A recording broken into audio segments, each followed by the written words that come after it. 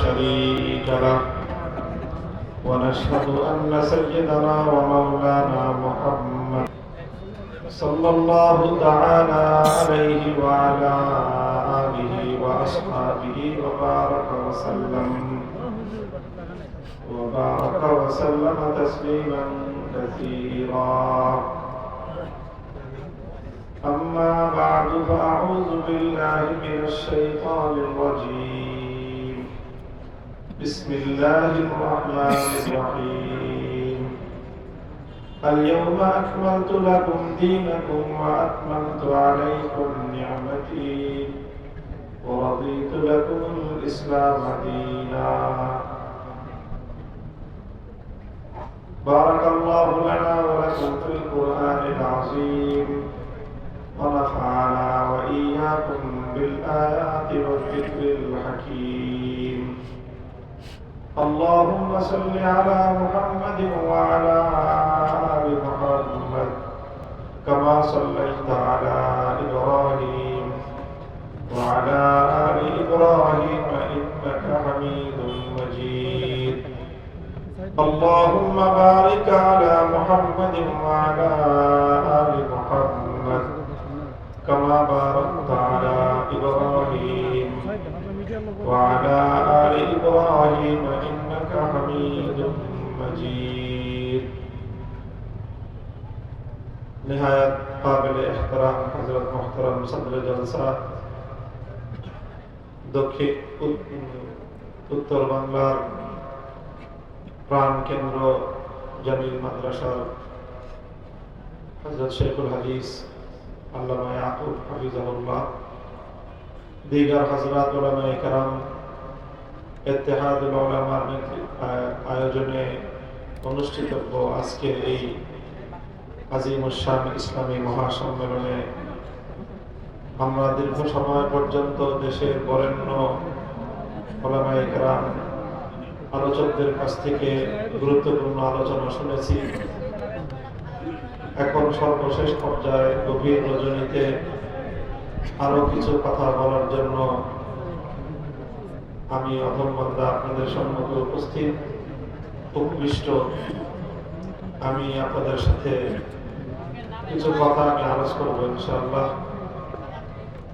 আমি প্রথমেই দুঃখ প্রকাশ করছি এবং ক্ষমা প্রার্থনা করছি এই আবাসিক অঞ্চলের সকল ভাই বোন এবং মা বাবাদের প্রতি, যারা এই রাত গভীরে আমাদের আজকের এই আয়োজনের কারণে হয়তো আপনাদের বিশ্রাম ঘুমে ব্যাঘাত ঘটতেছে।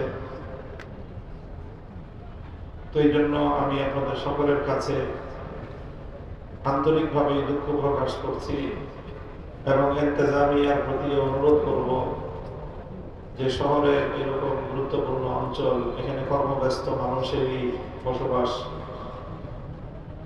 এত গভীর রাত পর্যন্ত ভবিষ্যতে আয়োজন না করার বিনীত অনুরোধ থাকলো আমার। সেই সাথে আমি আপনাদের সম্মুখে এখানে আজকের যে বিশাল উপস্থিতি, বাংলাদেশের 1/4 হল উত্তরবঙ্গ, উত্তরবঙ্গের প্রাণকেন্দ্রই হল বগুড়া। বগুড়ার এই কেন্দ্রীয় স্থানে ঐতিহাসিক আলতাফুন্নেসা মাঠে বিপুল পরিমাণ ধর্মপ্রাণ মানুষের, বিশেষ করে তরুণ ছাত্র জনতার এই উপস্থিতি, এটা আমাদের জন্য আশা জাগানিয়ে একটি বিষয়। আমরা স্বপ্ন দেখি, আশা করি যে ইনশাআল্লাহ এই সকল আয়োজনগুলো, কোরআনের এই মাহফিলগুলো, কোরআনের এই মজলিসগুলো আগামী বাংলাদেশ বিনির্মাণের ক্ষেত্রে গুরুত্বপূর্ণ ভূমিকা পালন করবে ইনশাআল্লাহ। এবং এটাও লক্ষ্য করছি যে আজকের উপস্থিতির মধ্যে আমাদের মাদ্রাসার ছাত্রদের, তালেবে ইলমদের বিশাল একটা উপস্থিতি আছে। তো এই জন্য আমি সাধারণত আমার আলোচনার যে একটা আন্দাজ, যে একটা ধরন থাকে, রাতও গভীর এবং উপস্থিতিকে কেন্দ্র করে আমি একটু একটা গঠনমূলক একটা আলোচনা, বিষয়ভিত্তিক একটা আলোচনা আমি করতে চাই, যেটা আজকে আমাদের জাতীয় জীবনে বাংলাদেশের বর্তমান জাতীয় যে প্রেক্ষাপট, সেই প্রেক্ষাপটে জাতির কর্ণধার আলেম সমাজকে যেই প্রশ্নগুলোর সম্মুখীন হতে হয় মানুষের কাছ থেকে, সেই প্রশ্নগুলোর মধ্য থেকে একটা গুরুত্বপূর্ণ প্রশ্নের সমাধান নিয়ে আমি আলোকপাত করতে চাই। আমার আলোচনা আমি চেষ্টা করব যতটা সংক্ষেপে সারা যায়। এই জন্য শর্ত হলো সকল শ্রোতারা একটু মনোযোগ দিয়ে শুনতে হবে। হয়তো আলোচনার শেষাংশে কিছু আহ্বানী কথা থাকবে, স্লোগান সবই সময়ের জন্য জমা রাখতে হবে, আর মাঝখানের সময়টা মনোযোগ দিয়ে কথা শুনতে হবে। আমার স্লোগান, আমি চাই যে আমাদের সন্তানরা, আমাদের কর্মীরা, আমাদের ছাত্ররা তাদের কণ্ঠ থেকে যেন আল্লাহু আকবারের স্লোগানের এই ধ্বনি কেউ কেড়ে নিতে না পারে। কারণ আমাদের এই তরুণ প্রজন্মের কণ্ঠে আল্লাহু আকবারের ধ্বনি, এটাই হলো এ জাতির রূহ হওয়া, এটাই হলো এ জাতির প্রাণ স্পন্দন। এই জন্য অনেক ভাবে চেষ্টা করা হয়, কখনো শক্তি প্রয়োগের মাধ্যমে, কখনো হুমকি ধমকি প্রয়োগের মাধ্যমে, কখনো আতঙ্ক সৃষ্টির মাধ্যমে, আবার কখনো কখনো নেক্সট সুরতে আমার তরুণ প্রজন্মের কাছ থেকে, কণ্ঠ থেকে আল্লাহু আকবারের এই নারা, আল্লাহু আকবারের এই ধ্বনিকে কেড়ে নেওয়ার জন্য নানা রকম আয়োজন হয়। আমি তোমাদের একজন ভাই হিসাবে, তোমাদের একজন অগ্রজ হিসাবে আমি তোমাদেরকে এ কথা ওসিয়ত করি যে তোমরা সব কিছু ছেড়ে দিলেও কণ্ঠের থেকে আল্লাহু আকবারের এই তাকবীর ধ্বনি যেন তোমাদের কাছ থেকে কোনো শক্তি কেড়ে নিতে না পারে। কারণ এই তাকবীর ধ্বনি ইনশাআল্লাহ অতীতেও আমাদেরকে বহুবার বহু জাহেলিয়াতের হাত থেকে আমাদেরকে মুক্ত করেছে। আগামীতেও আল্লাহু আকবারের এই ধ্বনি আমাদেরকে নতুন ভাবে আমাদের এই জাতিতে, এই মাটিতে কালেমার পতাকা উত্তোলন করার প্রেরণা যোগাবে ইনশাআল্লাহ। তবে স্লোগানটা আজকে শেষ দিকে হবে ইনশাআল্লাহ। আজকে এই যে আমার আগে মাওলানা রেজাউল করিম আবরার সাহেব আলোচনা করতেছিলেন, আমি একেবারে আস্তে আস্তে সশে এই কথাগুলো শুনলাম। সেই কথাটা হলো যে দীর্ঘদিন তো আমরা নানা রকম তন্ত্র মন্ত্র দেখেছি, এবার আমরা ইসলামের বাংলাদেশ দেখতে চাই। বহুদিন আমরা ব্রিটিশ প্রবর্তিত বিচার ব্যবস্থার দ্বারা আমরা আমাদের বিচার ব্যবস্থা পরিচালিত হয়েছে, এবার আমরা আল কোরআনের বিচার ব্যবস্থা দেখতে চাই। বহুদিন আমরা পুঁজিবাদ এবং পশ্চিমা সমাজ ব্যবস্থার, পুঁজিবাদী অর্থ ব্যবস্থার দ্বারা আমরা শোষিত হয়েছি, এবার আমরা ইসলাম প্রদত্ত অর্থ ব্যবস্থার সুশীতল ছায়ার নিচে আমরা আসতে চাই। এইভাবে প্রতিটি ক্ষেত্রে প্রচলিত যে সমাজ ব্যবস্থা, এই সমাজ ব্যবস্থাকে ভেঙে গুড়িয়ে দিয়ে তার ধ্বংসস্তূপের উপর আমরা কালেমার পতাকা উত্তোলন করতে চাই।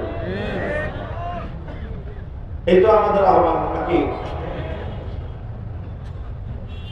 এখন খুব স্বাভাবিকভাবেই এখানে যে কেউ একটা প্রশ্ন করতে পারে, এবং সেটা আমরাও এই কথার বেশ অনেকগুলি কথা আমরাও বলি, যেখান থেকে এই প্রশ্নটা অন্তরের মধ্যে উদ্রেক হতে পারে।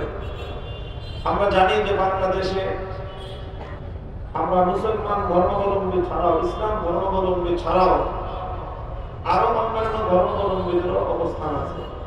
এখানে হিন্দু আছে, এখানে বৌদ্ধ আছে, এখানে খ্রিস্টান আছে, এবং পৃথিবীর অধিকাংশ ভূখণ্ডেই এই জাতীয় নানা ধর্মের এবং নানা গোত্রের মানুষের অবস্থান।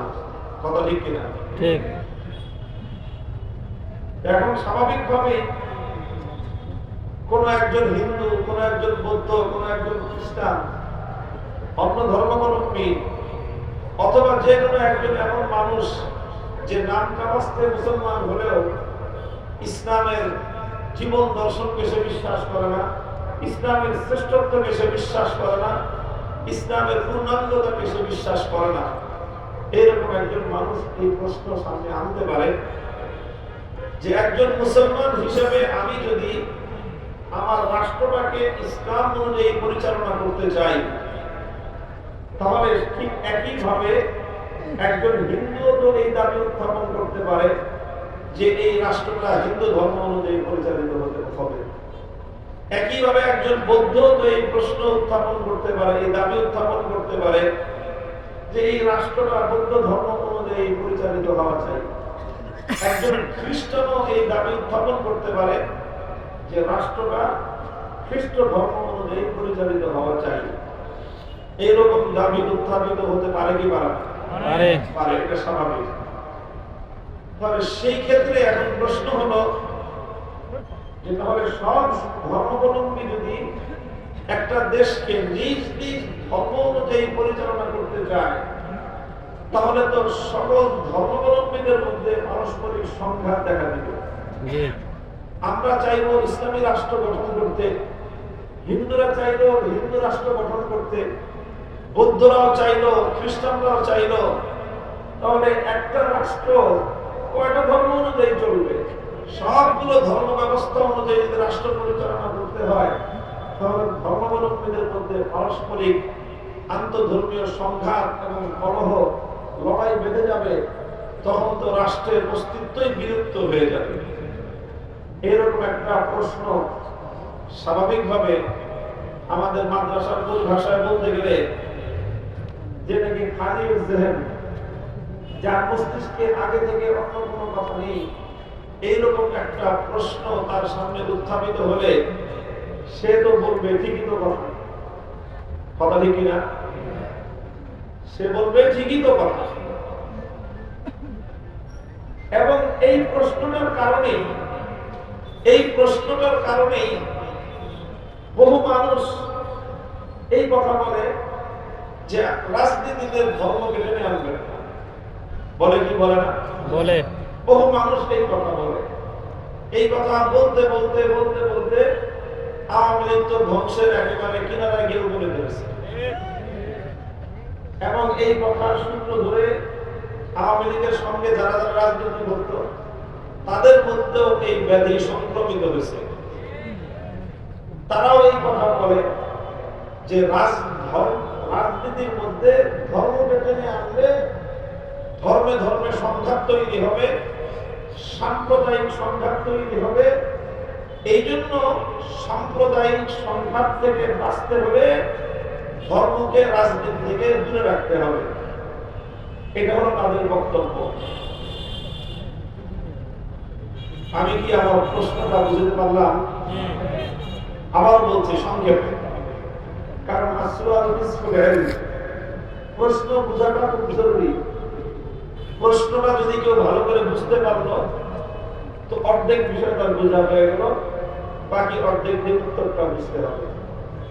প্রশ্ন ছিল যে আমরা যেমন ইসলাম ধর্মের অনুসারী হিসেবে রাষ্ট্রকে ইসলামী রাষ্ট্র বানাতে চাই, এখন প্রশ্ন হলো যদি প্রত্যেকটা ধর্মাবলম্বী রাষ্ট্রকে নিজ নিজ ধর্মের আলোকে পরিচালনা করতে চায়, তাহলেই তো ধর্মীয় সংঘাত তৈরি হবে, তার সম্প্রীতির পরিবেশ থাকবে না। এই কারণেই রাজনীতির মধ্যে ধর্মকে টেনে আনাটা সমীচীন না বলে অনেকে মন্তব্য করে। কথা পরিষ্কার হলো? মোহতারাম হাজিরিন, আমার আলোচনার বিষয় হলো ছোট্ট প্রশ্নের সংক্ষিপ্ত উত্তর আলোকপাত করা। আমার সামনে ঘড়ি আছে, ঘড়ির কাঁটা দেখে থেকে আমি আলোচনা করব। এই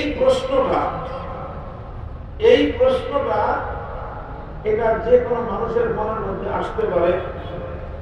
তবে যদি কোনো ব্যক্তি ইসলাম সম্পর্কে সঠিক জ্ঞান রাখে এবং বিশেষ করে ইসলাম সম্পর্কে যদি তার কম্পারেটিভ জ্ঞান থেকে থাকে, তুলনামূলক তাকাবুলে আদিয়ানের ভিত্তিতে যদি কোনো ব্যক্তি ইসলামকে অন্যান্য ধর্মের সঙ্গে তুলনা করে যদি কেউ ইসলামের ইলম হাসিল করে থাকে, তাহলে সেই ব্যক্তির অন্তরে এই প্রশ্ন কোনোদিন আসবে না। এই প্রশ্ন ওই সকল লোকদের হৃদয়ে আসবে, ওই সকল লোকদের মনে আসবে যারা ইসলাম ধর্ম সম্পর্কে অজ্ঞ। তাদের অন্তরে এই প্রশ্ন ঠিকানা বাঁধবে, বাসা বাঁধবে, যারা ইসলাম সম্পর্কে প্রকৃত জ্ঞান রাখে না, ওই সকল লোকেরা এই প্রশ্নের দ্বারা প্রভাবিত হবে। যে সকল লোকেরা নামে মুসলমান হলেও প্রকৃত অর্থে ইসলামের পূর্ণাঙ্গতা এবং ইসলামের সৌন্দর্য সম্পর্কে তারা মূর্খতার অতল গহ্বরে বসবাস করে।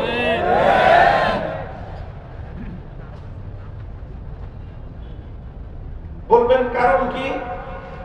মুহতারাম হাজিরিন, আমি আমার উত্থাপিত প্রশ্নের সংক্ষিপ্ত জবাব দেব। প্রথমে ইজমালি জবাব, তারপরে সেই ইজমালের তফসিল আসবে, একটু বিস্তারিত ব্যাখ্যা। ইজমালি এবং সংক্ষিপ্ত জবাব হলো এই যে ইসলাম ছাড়া পৃথিবীতে যতগুলো ধর্ম আছে, হিন্দু, বৌদ্ধ, খ্রিস্টান, ইহুদি, নাম নিয়ে পৃথিবীর 4টা উল্লেখযোগ্য ধর্মের কথা আমি বললাম।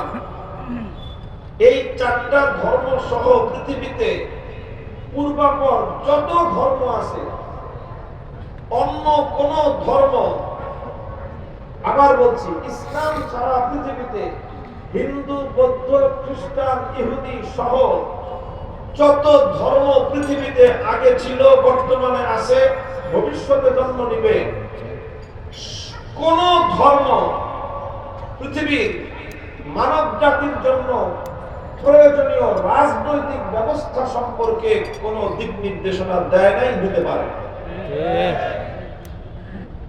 একমাত্র ইসলাম দুনিয়াতে শুধু মুসলমান নয়, বরং জাতি, ধর্ম, বর্ণ নির্বিশেষে গোটা বিশ্ববাসীর সামনেই একটা রাজনৈতিক এবং একটা পূর্ণাঙ্গ রাষ্ট্র ব্যবস্থার রূপরেখা ইসলাম প্রদান করেছে।